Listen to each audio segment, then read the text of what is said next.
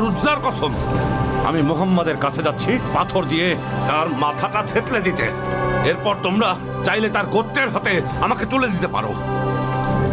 এসো, তোমার মাথা পাথর দিয়ে একটু থেতলে দেই।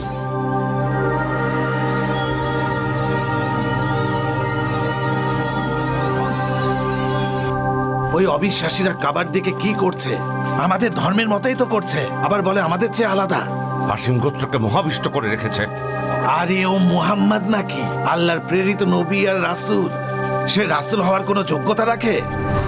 আল্লাহর রাসূল বলেছেন, শুনুন হে সকল কুরাইশগণ, কোরবানির জন্তুর প্রতিটি পশমে একটি করে নেকি, তাই আল্লাহর সন্তুষ্টির জন্য কোরবানি করুন। মুহাম্মদ নিজেই কিছু বলবে, তাই ধৈর্য ধরুন। মাথা ঠান্ডা রাখুন, তাহলে আপনার উদ্দেশ্য সফল হবে আবুল হাকাম। আরে রাখুন আপনার মাথা, এত সহজে আমার মাথা ঠান্ডা হয় না। আর তাই আপনারা সৎ পথে পরিচালিত হলে মৃত্যুর পর আপনারা জান্নাত লাভ করতে পারবেন। তাই এখনই সঠিক সময় আল্লাহর হেদায়েত প্রাপ্ত হওয়া। তাহলে এক টুকরো জান্নাত পৃথিবীতে নিয়ে এসো। তুমি তো বলেছিলে তোমার রব পরাক্রমশালী। তুমি এসব না করতে পারলে তো আমরা তোমাকে বিশ্বাস করব না। আল্লাহর রাসূল সাল্লাল্লাহু আলাইহি ওয়াসাল্লাম বলেছেন, সবকিছু আল্লাহর ইচ্ছা, ওনার ইচ্ছায় সব হয়। কথা শোনো মুহাম্মদ, তোমার সৃষ্টিকর্তা কি জানেন না আমরা তোমার সাথে আলোচনা করছি আর এই সবের প্রমাণ চাইছি? তাহলে এর সুষ্ঠু জবাব দিতে পারছো না কেন? কেন আমরা যা চাইছি তা আমাদের সামনে হাজির করাতে পারছো না? তোমার কথা অবিশ্বাস করলে আমাদের কি শাস্তি হবে? তিনি তোমাকে সব কিছুর উত্তর দিচ্ছেন না কেন? আমরা আসলে জানতে চাইছি যে রহমান নামের একজন লোক অনেক দিন যাবৎ ইয়ামামাতে বসবাস করে, সেই কি তোমাকে সব শিখিয়ে দিচ্ছে? কাবার মালিকের কসম, আমরা তার সব কথায় কখনোই বিশ্বাস করব না। আমি তোমাকে শান্তিতে থাকতে দেব না যতক্ষণ না তোমাকে নিশ্চিহ্ন করতে পারি। আমরা সেই দেবীদের উপাসনা করি যারা সৃষ্টিকর্তার কন্যা। রাব্বিল কাবার শপথ, যতক্ষণ না তুমি আল্লাহ আর তার ফেরেশতাদের একত্রে নিয়ে না আসো ততক্ষণ তোমাকে বিশ্বাস করব না। রাসূল সাল্লাল্লাহু আলাইহি ওয়াসাল্লাম বলেছেন, তিনি অবিশ্বাসী আর পাপেপূর্ণ আলোচনা আর এগোতে চাচ্ছেন না। তার মুখ বন্ধ করবই। একটু শুনুন মোহাম্মদ। ইবনে আতিক আবার তার চাচাতো ভাইয়ের কাছ থেকে কি চায়? তার উপর আবার ঈমান আনতে যায়নি তো? ওর তো এরকম করার কথা না। না, সে কখনোই এমনটা করবে না, অসম্ভব ব্যাপার। শুনুন ভাই মোহাম্মদ, তাদের কোনো কথার আপনি জবাব দিতে পারেননি। লাতুজ্জার শপথ, আমি আপনাকে ততক্ষণ পর্যন্ত বিশ্বাস করব না যতক্ষণ না পর্যন্ত নিজের চোখে আপনাকে আকাশে আরোহণ করতে আর 4 জন ফেরেশতাকে নিয়ে আবার নিচে আসতে দেখব, যারা আপনাকে নবী হিসেবে স্বীকৃতি দিবেন। হয়তো এসব দেখলেও আপনাকে নবী হিসেবে মানব না। কতটা জঘন্য কাজ করছেন আপনি!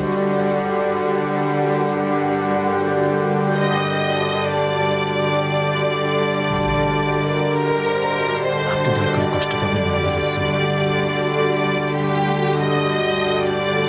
শোনো কুরাইশগণ, লাতার উজ্জার কসম বলছি, এখন কেউ জানো না তোমরা কিভাবে মুহাম্মদকে থামাতে পারবে। তোমার কোনো পরামর্শ আছে নাদের? যদি কোনো পরামর্শ থাকে তোমার, তাহলে আমাদেরকে সেটা নিঃসংকোচে বলতে পারো। কাবার মালিকের শপথ, আমার থেকে বেশি মুহাম্মদকে কেউ অপছন্দ করে না। সে না কোনো জাদুকর, না পাগল লোক, এমনকি কোনো কবি অথবা ভাগ্য গণনাকারীও না। এসব তোমাদেরই কথা, তাই আরো সাবধানে এগোতে হবে। তোমার কি মতামত বলো নাদের? তুমি হেরা, ইরাক, পার্সিয়া সহ অনেক দেশ ভ্রমণ করেছো। তার পরিচয় ছিল এমন কয়েকজনের সাথে আলাপ করব। আমি তাদেরকে আসফেন্দিয়ার আর রুস্তমের কাহিনী খুলে বলবো। মুহাম্মদ নিশ্চয়ই আমার থেকে ভালো গল্প বলতে পারে না। দেখি মানুষজন কার কথা বিশ্বাস করে। আমার তো মনে হয় তোমার ইয়াসরিবে যাওয়া উচিত নাদের। সেখানে ইহুদি পাদ্রীদের সাথে দেখা করে মোহাম্মদ সম্পর্কে ভালো করে জেনে আসা উচিত, কারণ তারা প্রথম পবিত্র গ্রন্থের অনুসারী এবং নবীর আগমন সম্পর্কে জানে। যাব অবশ্য। অতঃপর নাদের ইবনে হারিস আবি মুয়াতকে সাথে নিয়ে মদিনায় গমন করলেন। এরপর সেখানে ইহুদি পাদ্রীদের কাছ থেকে রাসূলের ব্যাপারে সাহায্য চাইলেন এবং তারা ফিরে গিয়ে ভাবলেন হয়তো আল্লাহর রাসূলকে মোকাবেলা করার সব রকম পথ তারা ভালোভাবে জেনে এসেছেন। মহান আল্লাহ পবিত্র কুরআনুল কারীমে ইরশাদ করেছেন, যখন তার কাছে আমার আয়াতসমূহ তেলাওয়াত করা হয় তখন সে বলে এ তো পূর্ববর্তীদের কল্পকাহিনী।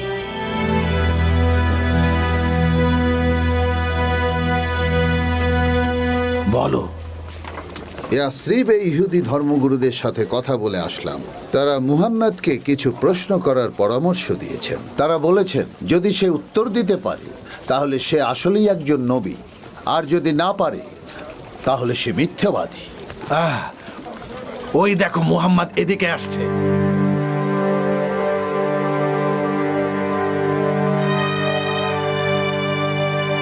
এই যে মোহাম্মদ, আমাদেরকে সেই যুবকের অসাধারণ কাহিনী খুলে বলো দেখি, যে অনেক অনেক আগে বসবাস করত। সেই লোকের কথাও জানতে চাই, যিনি পূর্ব পশ্চিমে সমগ্র বিশ্ব ভ্রমণ করেছিলেন, আর আত্মার সম্পর্কেও জানতে চাই। বলো।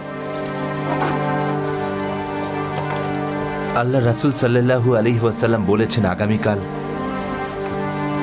এসব কথার জবাব দিবেন। সময় দিলাম।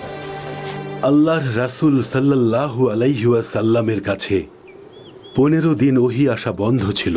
অতঃপর জিব্রাইল আলাইহি ওয়াসাল্লাম উনার কাছে সূরা আল কাহাফ নিয়ে আসলেন, যেখানে তিনি তার সকল প্রশ্নের উত্তর খুঁজে পেলেন। রাসূলুল্লাহ বললেন, আপনি কখন এসেছেন জিব্রাইল? আপনি খুব দেরি করে ফেলেছেন জিব্রাইল। আমি চিন্তায় পড়ে গিয়েছিলাম। জিব্রাইল আলাইহি ওয়াসাল্লাম বললেন, আমরা আপনার রবের আদেশ ব্যতীত অবতরণ করি না। যা আমাদের অগ্রে ও পশ্চাতে আছে এবং যা এই দুইয়ের অন্তর্বর্তী তা তাঁরই। আপনার প্রতিপালক কখনোই কোনো কিছু ভুলে যান না।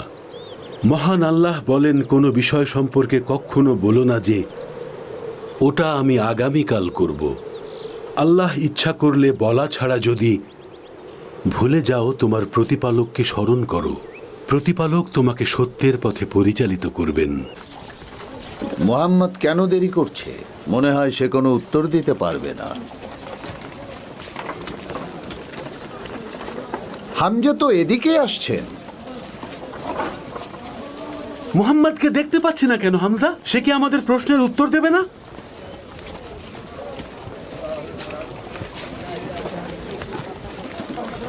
আল্লাহর রাসূল সাল্লাল্লাহু আলাইহি ওয়াসাল্লাম বলেছেন, তার উপর ওহী নাজিলের মাধ্যমে সকল প্রশ্নের উত্তর এসে গেছে।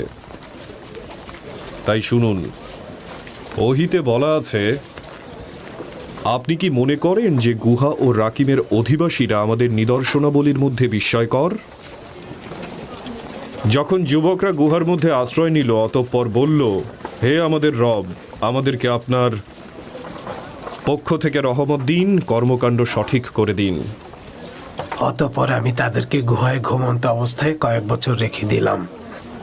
পরে আমি তাদেরকে জাগরিত করলাম এটা জানার জন্য যে দুই দলের মধ্যে কোন দল তাদের অবস্থান কাল সঠিকভাবে নির্ণয় করতে পারে। আমরা আপনার কাছে তাদের বৃত্তান্ত সঠিকভাবে বর্ণনা করছি। তারা তো ছিল কয়েকজন যুবক যারা ঈমান এনেছিল, এবং আমি তাদের হেদায়েত বৃদ্ধি করে দিয়েছিলাম। তারা যখন উঠে দাঁড়ালো তখন বলল, আমাদের রব আসমান আর জমিনের রব। আর আপনি দেখতে পেতেন সূর্য উদয়ের সময় সেটা তাদের গুহার ডান পাশ দিয়ে হেলে যেত, আর অস্ত যাওয়ার সময় সেটা অতিক্রম করে বাম পাশ দিয়ে। আর তারা গুহার প্রশস্ত চত্বরে অবস্থান করছে। এসব আল্লাহর নিদর্শন মাত্র। আল্লাহ যাকে সৎ পথ দেখান সে হেদায়েতপ্রাপ্ত, এবং আল্লাহ যাকে পথভ্রষ্ট করেন তাকে আপনি কখনো তাকে হেদায়েতের পথে আনতে পারবেন না। আর আপনি মনে করতেন তারা জেগে আছে, অথচ তারা ছিল ঘুমন্ত। আর আমি তাদেরকে ডানে বামে পাশ পরিবর্তন করে দিতাম। আর তাদের কুকুরটি বসেছিল গুহাদ্বারের সম্মুখে, সামনের পা দুটি প্রসারিত করে। যদি আপনি তাদের দিকে তাকিয়ে দেখতেন তবে অবশ্যই আপনি পিছন ফিরে পালিয়ে যেতেন আর ভয়ে আতঙ্কগ্রস্ত হয়ে পড়তেন। আর এমনিভাবে আমি তাদেরকে জাগিয়ে তুলেছিলাম যাতে তারা পরস্পরকে জিজ্ঞাসা করে। তাদের একজন বলল, তোমরা কতক্ষণ ধরে এখানে আছো? তারা বলল, অল্প কিছুক্ষণ হবে। আর বলল, তোমরা কতক্ষণ এখানে অবস্থান করেছো সেটা তোমাদের রব খুব ভালো করে জানেন। মহান আল্লাহ তাআলা সত্য বলেছেন। আর তারা আপনাকে জুলকারনাইন সম্বন্ধে জিজ্ঞেস করে, বলুন অচিরেই আমি আপনাদের কাছে তার বিষয়ে বর্ণনা করব। আমি তাকে জমিনে কর্তৃত্ব দান করেছিলাম এবং উপায় উপকরণ দান করেছিলাম। অবশেষে যখন সে সূর্য অস্তের স্থানে পৌঁছল, তখন সে সূর্যকে একটি কর্দমাক্ত পানির ঝর্ণায় ডুবতে দেখতে পেল এবং এর কাছে একটি জাতির দেখা পেল। আমি বললাম, হে জুলকারনাইন, তুমি তাদেরকে আযাবও দিতে পারো অথবা তাদের ব্যাপারে সদাচরণও করতে পারো। সে বলল, যে ব্যক্তি জুলুম করবে আমি অচিরেই তাকে শাস্তি দেব। অতঃপর তাকে তার রবের নিকট ফিরিয়ে নেওয়া হবে, তখন তিনি তাকে কঠিন আযাব দেবেন। আর যে ব্যক্তি ঈমান আনবে এবং সৎ কাজ করবে তার জন্য রয়েছে উত্তম পুরস্কার। আর আমি আমার ব্যবহারে তার সাথে নরম কথা বলবো। তারপর সে এক উপায় অবলম্বন করল। চলতে চলতে যখন সে সূর্যোদয়ের স্থলে পৌঁছল, তখন সে দেখল সেটা এমন এক সম্প্রদায়ের উপর উদয় হচ্ছে যাদের জন্য সূর্যতাপ হতে কোনো অন্তরাল আমরা সৃষ্টি করিনি। বলুন, আমার রবের কথা লেখার জন্য সমুদ্র যদি কালি হয়ে যায়, তবে সমুদ্র নিঃশেষ হয়ে যাবে আমার রবের কথা শেষ হওয়ার আগেই। যদি অনুরূপ আরও সমুদ্র নিয়ে আসা হয়, বলুন আমি তো আপনাদের মতোই একজন মানুষ যাকে ওহী প্রেরণ করা হয়। আপনাদের ইলাহ কেবল এক ইলাহ, সুতরাং যে তার রবের সাক্ষাৎ কামনা করে সে যেন প্রতিনিয়তই সৎকর্ম করে যায় আর রবের ইবাদতে কখনোই কাউকে শরিক না করে। তারা রূহ সম্পর্কে প্রশ্ন করলে বলুন, রূহ আমার রবের আদেশ ঘটিত। এ বিষয় সম্পর্কে তোমাদের জ্ঞান অতি সামান্যই। এগুলো হচ্ছে আপনাদের করা প্রশ্নের বিস্তারিত উত্তর, যা কোনো মানুষ কখনোই জানতে পারে না, কারণ এটি আল্লাহর পক্ষ থেকে তার রাসূল সাল্লাল্লাহু আলাইহি ওয়াসাল্লামের উপর প্রেরিত ঐশ্বরিক বাণী। তাই যার ইচ্ছা হয় সে মুমিন হোক কিংবা অবিশ্বাসী থেকে যাক।